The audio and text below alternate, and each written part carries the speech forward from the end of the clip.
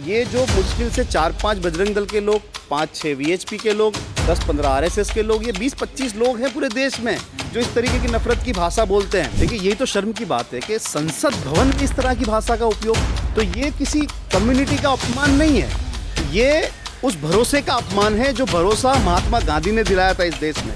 उस भरोसे का अपमान है। बार बार इस तरीके का भाषा का प्रयोग होता है। प्रधानमंत्री क्यों उनको नोटिस नहीं देते, क्यों उनको सस्पेंड नहीं करते, क्यों उनकी पार्टी उन पर कार्रवाई नहीं करती? इसका मतलब ये हुआ कि उनकी ये भाषा को उनको छूट दे रखी है कि नफरत की भाषा चलती है। ये शुरुआत है, आगे अभी और होगा।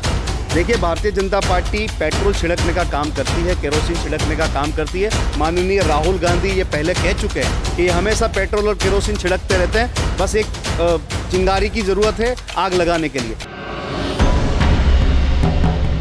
देखिए, ये जो भारतीय जनता पार्टी का जो चरित्र है, जिस तरीके की बातें वो लोग करते हैं, चाहे वो संसद में हो या सड़क पर हो, इनके जो नेता है जो मंच से जो भाषा का उपयोग करते हैं, वही भाषा का उपयोग वो संसद में भी करते हैं। हमें ये समझना पड़ेगा कि देश में इस तरह की विचारधारा की कोई जगह है। बार बार सुप्रीम कोर्ट हेट स्पीच के बारे में जब बात करता है, तो वो हेट स्पीच क्या है? यही तो है हेट स्पीच। तो ये बहुत ही निंदनीय है। देश का पूरा 140 करोड़ लोग शर्मसार है। 140 करोड़ लोग बिदुड़ी की तरह नहीं सोचते। ये जो मुश्किल से 4-5 बजरंग दल के लोग, 5-6 वीएचपी के लोग, 10-15 आरएसएस के लोग, ये 20-25 लोग हैं पूरे देश में जो इस तरीके की नफरत की भाषा बोलते हैं। इस तरीके की भाषा का तुरंत संज्ञान लेना चाहिए और इनको नोटिस मिलना चाहिए, इनका सस्पेंशन होना चाहिए। इस तरीके की भाषा का कोई भी कहीं पर भी स्वागत नहीं होगा। इसको पूरी तरह से कंडम किया जाएगा। देश के अंदर ये ऐसी भाषाओं का इस्तेमाल पहले भी होता रहा है जो आम मुसलमानों के साथ होता रहा है। उनको कटुआ, मुल्ला या ना जाने क्या क्या ऐसा शब्द का इस्तेमाल किया जाता है, लेकिन आज यही नफरत पार्लियामेंट के अंदर पहुंच गई। देखिए, यही तो शर्म की बात है कि संसद भवन में इस तरह की भाषा का उपयोग, तो ये किसी कम्युनिटी का अपमान नहीं है, ये उस भरोसे का अपमान है जो भरोसा महात्मा गांधी ने दिलाया था इस देश में। उस भरोसे का अपमान है जो आज़ादी की लड़ाई में सबको इकट्ठा करना था। तो आज़ादी की लड़ाई में गांधी के नेतृत्व में जो सभी समाज के लोग इकट्ठा हुए, उस भरोसे पे चोट है। ये नेहरू जी ने जो भारत का निर्माण किया, उस भरोसे पे चोट है। ये जिस तरीके से रियासतों को इकट्ठा करके सरदार वल्लभ भाई पटेल ने भरोसा दिलाया कम्युनिटी को, उस भरोसे पे चोट है। तो ये बाबा साहब आम्बेडकर ने जो संविधान दिया, उस संविधान पे भरोसा कर लोग जुड़े। भारत की आज़ादी की मूवमेंट हो या भारत निर्माण की मूवमेंट हो, तो ये लोकतंत्र पे जो भरोसा जताया जनता ने, वो भरोसे पे चोट है। तो ये कहीं पर भी स्वीकार्य नहीं है। आप किसी से पूछ लीजिए, किसी भी भारतीय से पूछ लीजिए कि इंडिया में इस तरह की भाषा का कोई उपयोग किया जा सकता है? कोई भी इस भाषा का समर्थन नहीं करेगा। हम तो चाहते हैं। सर, बीजेपी के दो बड़े नेता, दो सांसद पीछे बैठे, जो पहले पूर्व स्वास्थ्य मंत्री और पूर्व कानून मंत्री रहे हों, रविशंकर और हर्षवर्धन, मेज थपथपा रहे थे और हंस रहे थे, ठाके लगा रहे थे। मुझे लग रहा है कि बजरंग दल या वीएचपी के राष्ट्रीय अध्यक्ष की प्रतिस्पर्धा चल रही है और लगता है कि रमेश बिदुड़ी जी बजरंग दल के राष्ट्रीय अध्यक्ष बनना चाहते हैं। इस तरह की भाषा वो बोल रहे हैं, तो उनको बना दीजिए राष्ट्रीय अध्यक्ष। वैसे तो सूट करता है ना भारतीय जनता पार्टी को, बीजेपी के नेताओं को इस तरीके के नफरत के भाषण। आप पूर्व में देखिए, जितने भी भाषण, नफरती भाषण हुए, ये सारे भाषण देने वालों को प्रमोशन दिया गया। मुझे तो लगता है कि कहीं मंत्री ना बना दे इनको तुरंत। तो ये तो भारतीय जनता पार्टी का मेरिट्स है कि अगर इस तरह की भाषा का प्रयोग करेंगे, कार्रवाई नहीं होगी। कार्यवाही तो नहीं होगी, ये तो मेरिट्स है ना बीजेपी का। हम तो चाहते हैं कार्यवाही हो, हम तो चाहते हैं कि उनको सस्पेंड किया जाए, हम तो चाहते हैं उन पर एफआईआर हो। इस देश के जो नागरिक है उनका अपमान है। संसद में इस तरीके की भाषा का प्रयोग करना भारतीय संस्कृति में कहीं पर भी नहीं लिखा है। हजारों की संख्या में मेरे दोस्त हैं हिंदू समाज से जो आते हैं, हिंदू समाज और हिंदू धर्म में मानने वाले, आस्था रखने वाले जो मेरे मित्र हैं, एक भी मित्र ऐसा नहीं मिला मुझे आज तक जो इस तरीके की भाषा का प्रयोग करता हो।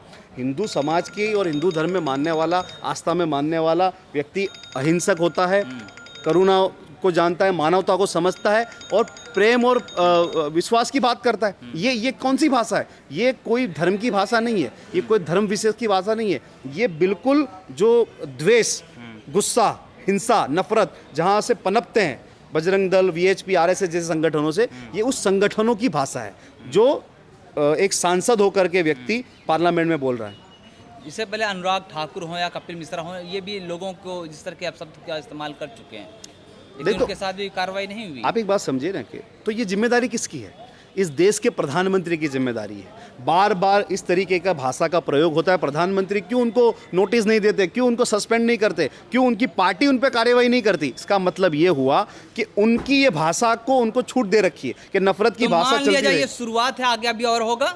देखिए, भारतीय जनता पार्टी पेट्रोल छिड़कने का काम करती है, केरोसिन छिड़कने का काम करती है। माननीय राहुल गांधी ये पहले कह चुके हैं कि ये हमेशा पेट्रोल और केरोसिन छिड़कते रहते हैं, बस एक चिंगारी की ज़रूरत है आग लगाने के लिए। तो ये माहौल इनको सूट करता है। भारतीय जनता पार्टी की जो पृष्ठभूमि है, जो पॉलिटिक्स है, इसी नफरत की भाषा की पॉलिटिक्स है।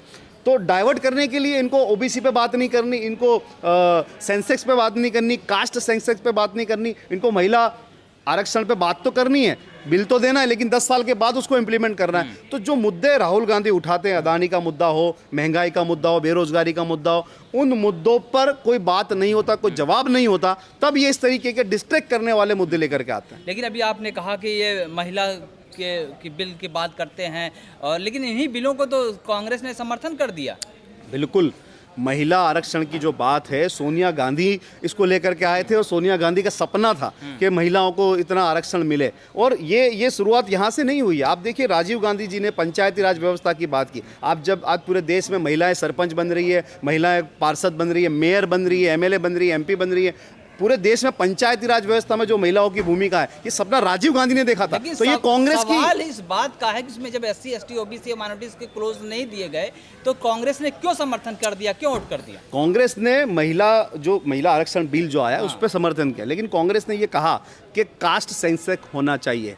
ये कास्ट सेंसेक्स करके अब पता करिए कि कितने ओबीसी है, कितने ओबीसी है। नहीं, देखिए एक बात समझिए, बाय एंड लार्ज हम महिला आरक्षण बिल के समर्थन में, और राहुल गांधी ये कह रहे हैं कि अभी लागू करिए ना, 10 साल के बाद क्यों?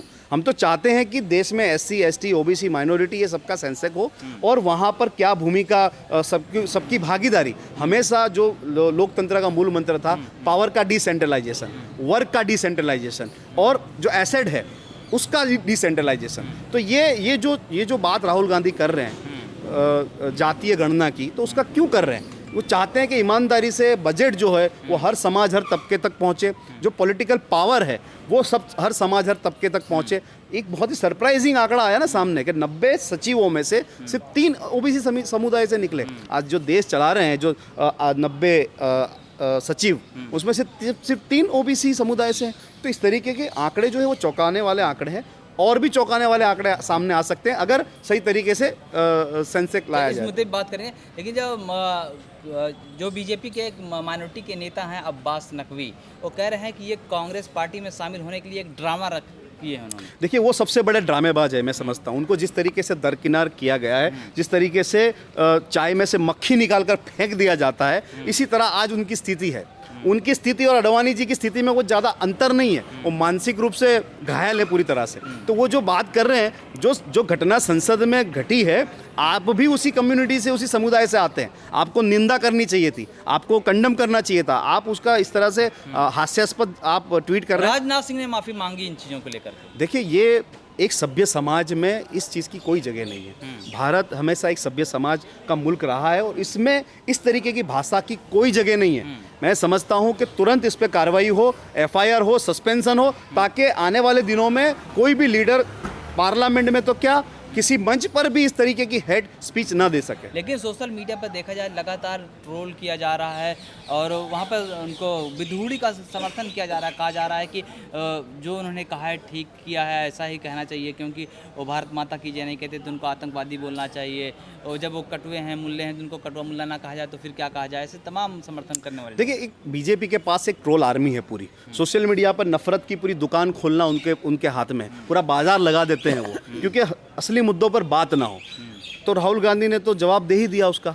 राहुल गांधी ने कह दिया, आप नफरत के बाजार आप खोल के बैठे हैं, मैं मोहब्बत की दुकान खोलने निकला हूं। और राहुल गांधी मोहब्बत की दुकान खोल रहे हैं। और वो देखिए, आप भारत जोड़ो यात्रा के बाद कर्नाटक में सरकार बनी, हिमाचल में सरकार बनी, और अभी जो बाई इलेक्शन आया उसमें 7 सीटों में से 4 सीट पर इंडिया गठबंधन जीता है। तो आप देखिए कि जब नफरत के एजेंडे को ये मोहब्बत का एजेंडा जीत रहा है उस पर, तो राहुल गांधी अपना मोहब्बत का एजेंडा आगे बढ़ा। नए संसद के अंदर जो इस तरह के कृत्य किए गए, क्या ये दो हिंदू राष्ट्र का यही प्रतिरूप है क्या? देखिए, ये विशेष सत्र जिस तरीके से बुलाया गया, जिस तरीके की बातें की गई, क्या क्या अमेंडमेंट लाने वाले थे, क्या करना चाहते, एक्चुअली सोचते क्या है, करते कुछ और है।